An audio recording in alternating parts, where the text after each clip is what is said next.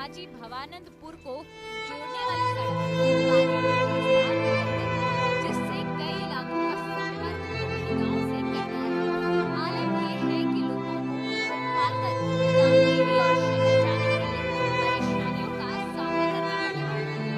फिलहाल आने जाने के लिए लोगों को 7 किलोमीटर दूर से होकर जाना पड़ रहा है।